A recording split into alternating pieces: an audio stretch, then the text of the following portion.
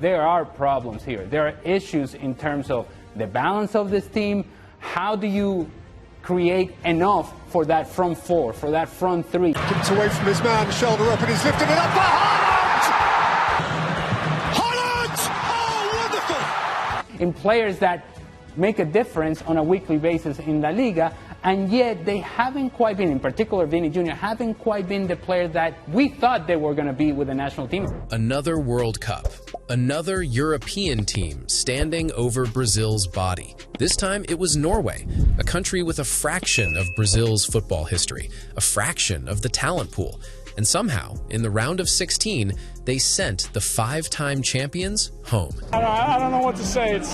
We beat Brazil in the World Cup, and they're out, they're gone. I just knew it. I was totally relaxed, almost. But then when he scored, Haaland, oh my God. And here's the part that actually stings. Every exit, every heartbreak, a European side has been on the other side of it. This one was worse than most. It's Brazil's earliest World Cup exit since 1990. So today on Ball Archive, we're not just talking about one bad night against Norway. We're asking the bigger question. What happened to Brazil? How does the most decorated nation in World Cup history go from being the team everyone feared to a team people just don't respect anymore? Because that's really what's changed. It's not that Brazil suddenly became a bad footballing nation overnight. They're still producing genuine world-class talent, still filling squads at Real Madrid, Barcelona, PSG, and beyond. What's disappeared is the fear factor. The sense that whatever happened in the first 89 minutes of a match, Brazil could always find one moment of magic to change it. That reputation took decades to build, and over the last 20 years, it's been quietly eroding, tournament by tournament. On paper, this Brazil squad had no excuse. Carlo Ancelotti, one of the most decorated club managers alive, on the touchline. Vinícius Jr. finally looking like the player Real Madrid fans rave about. Bruno Guimaraes anchoring the midfield. Endrick and Estevao waiting in the wings as the next generation. And yet, if you actually followed the qualifying road in the group stage, none of this should have surprised anyone. The performances were shaky from the start. Brazilian fans were saying it themselves. The group stage wins weren't convincing. Some results needed a stoppage-time goal just to survive. The scoreline said Brazil are through. The performances said this team is in trouble. So when Norway knocked them out, it wasn't shock. For a lot of Brazilian supporters, it felt like the natural conclusion of a story that had been building for years. That's the part worth sitting with. 30 years ago, this exact result, Brazil losing to a Scandinavian side in the knockouts, would have been treated as one of the biggest upsets in football history. In 2026, people barely blinked. That reaction alone tells you everything about where Brazil currently sits in the football world. It's not outrage anymore. It's a kind of tired familiarity, the sense that this is just what happens to Brazil now on the big stage. To understand how far the fall really is, you have to understand how high Brazil actually flew. They're the only nation to appear in every single World Cup since the tournament began in 1930. 23 consecutive tournaments, 5 titles, still the most of any country on Earth. It starts in 1958 in Sweden. A 17-year-old named Pelé walks on to the biggest stage in the sport and becomes the youngest scorer in World Cup final history. Alongside him, a winger named Garrincha, dribbling past defenders like they weren't even there. Brazil didn't just win, they introduced European football to a version of the game nobody there had ever seen. Tricks, rhythm, flair. They brought something with them from home that simply didn't exist in Europe yet. That win mattered for another reason too. It was the first time a South American nation had won the World Cup outside of South America. It proved this wasn't a fluke built on home advantage. Brazil could take their game anywhere and still dominate. 4 years later, 1962, back-to-back titles. Pelé got injured early in the tournament, the kind of blow that ends most teams' chances, and Garrincha simply carried the whole nation on his back instead. By that point, Brazil had built a reputation that other teams couldn't shake. It almost didn't matter what went wrong. They'd find a way to win anyway. We were all shouting and celebrating, and the King of Sweden came onto the pitch to congratulate us all. And I just wanted to speak to my mum and dad and tell them that the King had shaken my hand and that we'd won the World Cup. Then 1970, Mexico, widely regarded as the greatest World Cup squad ever assembled. Pelé at his absolute peak, alongside Jairzinho, Tostão, Gerson, and Carlos Alberto. They won every single game. The final goal of the tournament, finished by Carlos Alberto after a flowing team move that's still shown in coaching videos more than 50 years later, has become shorthand for everything football is supposed to look like when it's played right. And Pelé, and Carlos Alberto's coming up and he's right! Oh, magnificent! Magnificent! Talk about icing on the cake. That team gave a name to Brazil's style. Ginga, a natural, rhythmic movement borrowed straight from capoeira and samba, showing up in the way they passed, dribbled, and moved off the ball. It wasn't drilled into them by a coaching manual. It was cultural. It was expression. And it's the reason so many people around the world fell in love with football in the first place, watching that specific team. Then, strangely, the well ran dry. 24 years without a World Cup. Brazil, the same nation people assumed would win forever, went through their own long drought. A reminder that even football's biggest dynasty isn't immune to slumps. They broke it in 1994, with a very different identity. More organized, more pragmatic, less about flair and more about getting results. It worked, but it wasn't the same magic. Then came 2002, and for one tournament, Brazil found the perfect blend of discipline and freedom. The famous 3 R's, Ronaldo, Rivaldo, Ronaldinho, tore through the competition. 7 games, 7 wins. Ronaldo himself, coming off 2 career-threatening knee injuries that many thought would end him, scored twice in the final against Germany to seal Brazil's 5th star. That's the standard an entire generation of Brazilian fans grew up expecting. Best footballing nation in the history of the sport. Brazil? Thierry Henry. Oh, okay. Sorry? The best footballing nation in the history of the sport. Samba, Brazil. You'd have to go with the Brazilians. Same answer? Yeah, Brazil. 300 million people, that's a good start. When you're raised on Pelé, Romario, and Ronaldo Nazario, winning doesn't feel like an achievement.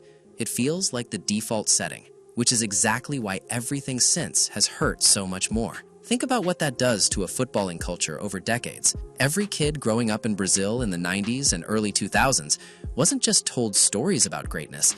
They watched it happen live, repeatedly, on the biggest stage that exists. Winning a World Cup wasn't treated as the ceiling. It was closer to the floor. Anything less than a deep run, let alone the trophy itself, got treated as a genuine footballing crisis back home. That's an enormous standard to hand down to the next generation. One very few footballing nations in history have ever had to live up to. The collapse wasn't sudden. It was a slow leak. 2006, a team stacked with Ronaldo, Kaká, and Adriano, on paper unstoppable, bows out in the quarterfinals to France. 2010, quarterfinals again, this time out to the Netherlands. The pattern was becoming impossible to ignore. 2014, the one everyone remembers, for all the wrong reasons. Brazil, hosting the tournament on home soil, missing an injured Neymar and a suspended Thiago Silva, get dismantled 7-1 by Germany in the semi-final. It's not an exaggeration to call it one of the most traumatic nights in the country's football history. Some would argue the national team never fully recovered psychologically. After that, Brazil essentially became a one-man operation. Neymar carried the attacking weight almost single-handedly for over a decade, eventually passing Pelé as the country's all-time leading scorer. Whatever Brazil created going forward usually ran through him first. The problem is obvious in hindsight. When your entire attacking identity depends on one player's fitness and form, you're one injury away from disaster. And injuries kept arriving at the worst possible moments. In 2022, Brazil led Croatia deep into extra time in the quarterfinals, looking every bit like they'd finally break the cycle, then conceded late, lost on penalties, and went home again. Since then, things have arguably gotten worse. During World Cup qualifying, Brazil put together stretches of form that would have been unthinkable a decade ago. Results that, for most of the country's history, simply didn't happen to the 5-time champions. Even Brazilian legends started publicly voicing concern that this might be one of the weakest generations the country has produced in the modern era. And it's worth pointing out just how unusual that is historically. Brazil is a country that's used to producing an endless conveyor belt of generational talent. There's always supposed to be another Ronaldinho, another Kaká waiting in the academy pipeline. Which country has won the most FIFA World Cups? It's not Germany. It's not Argentina. It's not Italy. Brazil is number 1. 5 World Cup titles, the only nation to win on 4 continents. At every World Cup since 1930, no one has matched 5 titles. Can anyone ever break Brazil's record? For the first time in a long while, there's a real public conversation happening inside Brazilian football about whether that pipeline is actually still producing what it used to. Here's the strangest part of this whole era. The talent is genuinely there. It's just not translating. Take Vinícius Jr. At Real Madrid, he's one of the most electric attackers on the planet. Direct, explosive, arguably deserving of a Ballon d'Or by now. In a Brazil shirt, that same player often looks isolated and frustrated, nowhere near the same threat. Raphinha tells a similar story. Watch him at Barcelona, and he looks like one of the best wide forwards in Europe. Watch him for Brazil, and something just doesn't connect the same way. The honest explanation is mostly tactical. At club level, both players operate inside systems built specifically around their strengths, surrounded by elite midfielders capable of finding them in dangerous pockets of space. For the national team, that structure often just isn't there. The ball goes to Vinícius's feet in wide areas with no support, no midfield runner to draw defenders away, no creative passer threading balls in behind. Defenders know exactly what's coming, and a predictable Vinícius is a defendable Vinícius. But it's not purely tactical either, and it's worth being honest about that. Some of the underperformance is just individual players not producing their club-level output, regardless of the system around them. Zoom out and it applies to the entire front line. Individually brilliant, collectively disconnected. In Brazil's great eras, the attack moved as one unit, passing, combining, and creating chances almost by instinct. This generation often looks like a handful of gifted individuals trying to solve games on their own, which makes them far easier for organized opponents to read and shut down. It's a strange paradox, honestly. This might be one of the most individually gifted crops of attacking talent Brazil has produced in years, spread across some of the biggest clubs on the continent. And yet somehow the sum of those parts, once they pull on the yellow shirt, ends up feeling smaller than it should. Opposing coaches have picked up on this too. Sit deep, stay compact, and dare Brazil to break you down with structure rather than individual moments of magic, because more often than not now, that structure just isn't there. There's a deeper, more uncomfortable theory floating around Brazilian football right now, that the country's football identity itself has quietly changed. For generations, Brazilian flair was born on the street. Barefoot football, capoeira rhythms, samba influence, a style that developed organically, not in a classroom. Today's young Brazilian talents get scouted and shipped into professional European academies earlier than ever before. The upside is obvious: better coaching, better facilities, a clearer path to the top level. The trade-off is less obvious, but just as real. Those academies teach a sickly, standardized, structured version of football, the same one every other European trained player learns. The result is a generation of Brazilian players who are more disciplined, more tactically drilled, more physically prepared than ever, and noticeably less unpredictable. Brazil used to export magicians. Now, in a lot of ways, they're exporting very good athletes who happen to be Brazilian. On the pitch, that shows up as a team that increasingly resembles every other well-drilled European nation, rather than the joyfully chaotic, instinctive sides of decades past. That old sense of this team plays like nobody else on earth has been fading for years. It's a genuinely bittersweet trade. Nobody's arguing Brazilian players shouldn't get access to world-class facilities, sports science, and elite coaching from a young age. That infrastructure makes them better, richer, and often more complete footballers. But something intangible seems to get smoothed out along the way. The rough edges, the improvisation, the willingness to try something no coach ever drilled into you. That's precisely what used to make Brazil impossible to prepare for. A defense can scout patterns and shapes.